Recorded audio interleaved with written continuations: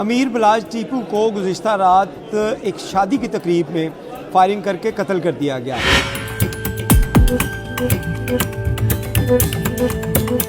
शादी जो है वो एक डीएसपी के साहबजादे की थी, रिटायर्ड डीएसपी के साहबजादे की थी, और वहाँ से बहुत से पुलिस एहलकार इस शादी में इनवाइटेड थे। और इसी तरह बालाज टीपू जो हैं, अमीर बालाज टीपू, वो भी इस शादी में इनवाइटेड थे, जो अपने गार्ड्स के साथ और अपने भाई के साथ इस शादी की तकरीब में शामिल थे। कि इस दौरान एक शूटर जो कि बज़ाहिर एक कैमरामैन के रूप में वहाँ पे नमूदार हुआ, और उसने बालाज के सामने, जब वो सामने आया तो उसको बालाज के गार्ड और उसके भाई ने वहाँ से हटा दिया। एक दफ़ा हटाया, लेकिन वो दोबारा आया, दोबारा उसको हटाया गया, लेकिन तीसरी दफ़ा जब वो आया तो उसने आते ही बालाज के ऊपर फायरिंग की। बालाज को गोलियां लगी और जवाबी फायरिंग के अंदर वो कैमरामैन जो शूटर था वो मौके पे मारा गया। पुलिस ने इस वाक़े का मुकदमा जो है वो बालाज टीपू के भाई अमीर मौसब की मुद्दत के अंदर दर्ज किया गया है। और इस एफआईआर में जो थाना चुंग में दर्ज की गई, इसमें बताया गया है कि बखिदमत जनाब एसएचओ साहब, मैं अमीर मौसब जो शालम चौक का रिहायशी हूँ, मोरखा 18/2/2024 को वो तकरीबन 10 बजे रात अपने भाई अमीर बालाज टीपू के हमरा park view housing society Chung Lahore शादी की तकरीब से फारिग होकर अपनी गाड़ी की तरफ जा रहे थे कि साहिल अपने बरादर हकीकी से चंद कदम के फासले पर एक साइड से जा रहा था, जबकि मेरे हमरा मोहम्मद रमज़ान, मोहम्मद इमरान और कुछ लोग भी शामिल थे। कि इसी दौरान 4 कस नामालूम मुसल्ला पिस्टल, जिसको मैं और मेरे हमराही सामने आने पर शनाख्त कर सकते हैं, अचानक दाएं साइड से नमूदार हुए। उन्होंने ललकारा मारा कि आज अमीर बालाज टीपू को ख्वाजा तारीफ़ गुलशन उर्फ तीफ़ी भट्ट और ख्वाजा अकील उर्फ गोगी भट्ट से मुखालफत रखने का मज़ा चखाते हैं, और इनका पैगाम है कि आज इसको जान से मारकर अपनी पुरानी दुश्मनी का बदला लेना है। ये कहते हुए इन चारों अशखास ने अपने दस्ती पिस्टल से जान से मार देने की नीयत से फायरिंग शुरू कर दी। जो कि एक मुसल्ला पिस्टल करीब आया और तो मेरा भाई नीचे की तरफ थोड़ा सा झुका, तो उसने करीब आकर दाएं कंधे के ऊपर साइड से फायर मारे, जो दाएं कंधे की तरफ से जिस्म में पेवस्त हो गए, जबकि बाकी 3 कस ने भी अपने अपने दस्ती पिस्टल से फायरिंग की, जो मेरे भाई के जिस्म में और दीगर 2 कस मेहमानों फरदीन भट्ट और उस्मान अकबर को भी लगे। इसी असना में एक मुलजिम वापस मुड़कर भागा तो उसके दीगर साथियों की फायरिंग की जद में आकर वो भी ज़ख्मी होकर ज़मीन पर गिर पड़ा, और हमलावर की फायरिंग से माँ गवाहान और दीगर मेहमानों ने भागकर अपनी जानें बचाईं, जबकि हमलावर मौके से फायरिंग करते हुए फ़रार होने में कामयाब हो गए। मैं हमराइयाँ अपने भाई को प्राइवेट गाड़ी में लेकर जनाह अस्पताल पहुँचा तो डॉक्टर ने मेरे बड़े भाई अमीर बालाज टीपू की मौत की तस्दीक कर दी, जबकि बाकी ज़ख्मी भी ज़ेर इलाज हैं। दावेदार हूँ कि 4 कस नामालूम मुसल्ला अफराद ने तीफ़ी भट्ट और ख्वाजा अकील और गोगी भट्ट के कहने पर और उनके ईमा पर फायरिंग के ज़रिए मेरे भाई को नाहक कत्ल किया है। मेरे साथ सख्त ज़्यादती हुई है, कार्रवाई की जाए और मुल्ज़िमान को कैफ़रे किरदार तक पहुँचाया जाए। ये वो एफआईआर थी जो थाना चुंग में दर्ज हुई, लेकिन ये कहानी आज से कई साल पहले शुरू होती है, 1992 को, जब मकतूल अमीर बालाज टीपू के दादा ने, जो कि एक अमीर शख्सियत थे, कारोबारी शख्सियत थे अंदरून शहर की, उन्होंने, जो कि गुड्स ट्रांसपोर्ट का काम करते थे, उन्होंने अपने डेरे के ऊपर एक फ़ैसला किया, लेकिन वो फ़ैसला जो था वो मुखालफिन को कबूल नहीं था, और उनका जो बिल्ला ट्रकों वाले के जो सिक्योरिटी गार्ड थे, जो मुलाजिम थे,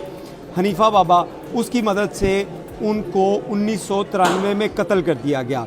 उसके बाद जिस दुश्मनी की जो थी वो वहाँ से ये दुश्मनी पैदा हुई, और इसके बाद 1995 में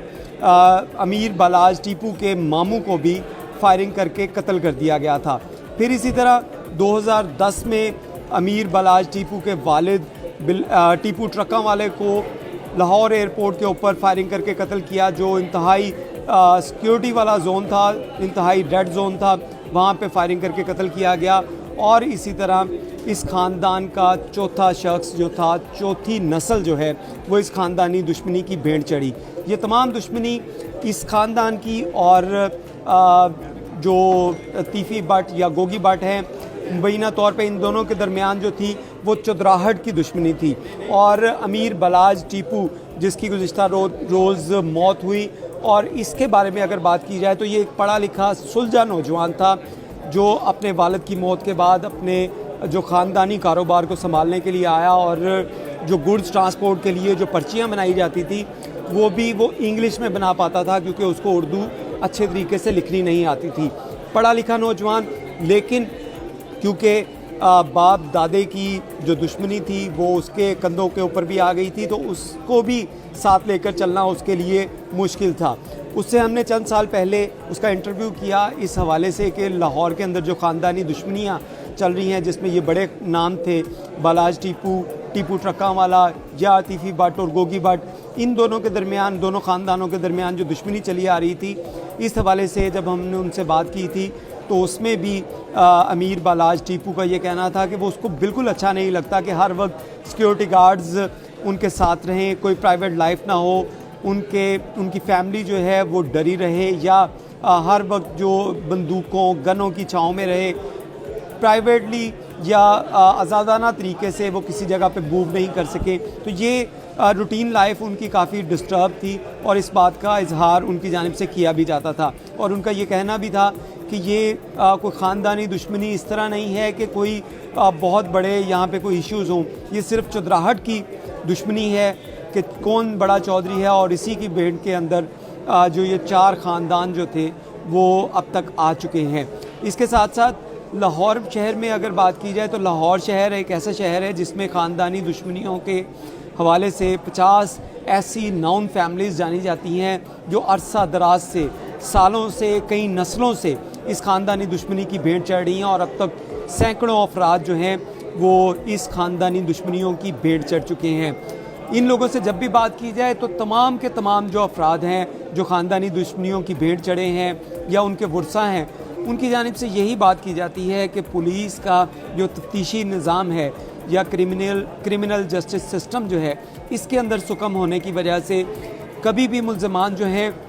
वो सज़ा नहीं पाते, और उसके बाद सियासी प्रेशर पुलिस का या माशरती प्रेशर जो है वो इतना होता है कि या तो मुल्ज़िम जो आज़ाद हो जाते हैं या इन केसों की सुलह हो जाती है। रिसेंटली अगर देखा जाए तो एक ऐसा ख़ानदान जो सियासी वाबस्तगी भी उन्होंने रखी, उनके भाई, उनके वालिद को कत्ल किया गया, लेकिन बाद में सियासी वाबस्तगियाँ चेंज करते हुए ये तमाम के तमाम लोग सुलह करने पे मजबूर हुए। ये लाहौर जैसे बड़े शहर के अंदर ऐसे वाक़यात रूनुमा हुए। और अगर अमीर बालाज टीपू की अगर बात की जाए तो पाकिस्तान मुस्लिम लीग नून में इन्होंने चंद माह पहले शमूलियत की थी, लेकिन उससे पहले ये पाकिस्तान तहरीक इंसाफ से वाबस्ता थे और लाहौर में होने वाले बड़े जो जलसे थे उसमें भी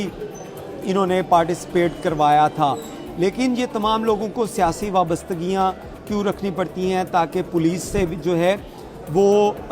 अपना जो है वो बैकअप कर सकें, पुलिस की मदद से पुलिस से बच सकें या केसों के अंदर नरमियाँ ले सकें। इसी वजह से ये बड़े जो ख़ानदानी दुश्मन हैं या दुश्मनदार लोग हैं या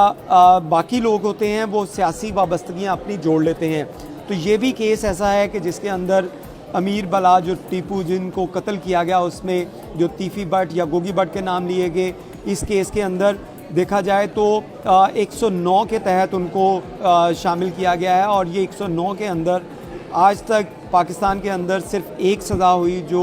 जुल्फ़कार अली भट्टो को हुई। इसके अलावा आज तक 109 के अंदर किसी शख्स को भी सज़ा नहीं दी जा सकी। तो ये एक बड़ा फैक्टर है क्रिमिनल जस्टिस सिस्टम के अंदर कि उसके अंदर सुकम होने की वजह से जो असल मुल्ज़िमान होते हैं वो बच जाते हैं। इस केस के अंदर भी हमने बहुत से पुलिस ऑफिसर से बात की तो उनका ये कहना था कि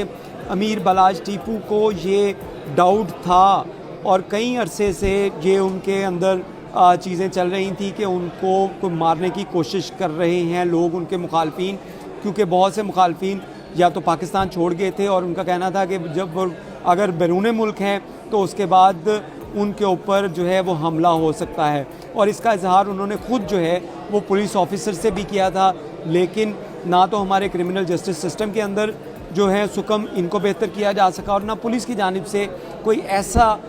मैकेनिज़्म तैयार किया गया कि जो ख़ानदानी दुश्मनियाँ लोग रखते हैं उनको किस तरह सिक्योर किया जाए, या उनकी दुश्मनियाँ ख़त्म करवाने के लिए कोई रोल प्ले किया जाए। और इस तरह ये मुतअद्दिद लोग जो हैं वो अब तक इन ख़ानदानी दुश्मनियों की भेंट चढ़ चुके हैं। YouTube पर गूगली न्यूज देखने के लिए youtube.com की सर्च बार में गूगली न्यूज टीवी टाइप करें। गूगली न्यूज के पेज पर सुर्ख रंग के सब्सक्रिप्शन वाले बटन पर क्लिक करना ना भूलिए। YouTube पेज पर अपलोड होने वाली वीडियोस से बाखबर रहने के लिए बेल आइकन पर क्लिक कीजिए। आपको हर नई वीडियो के बारे में नोटिफिकेशन मौसूल हो जाएगा।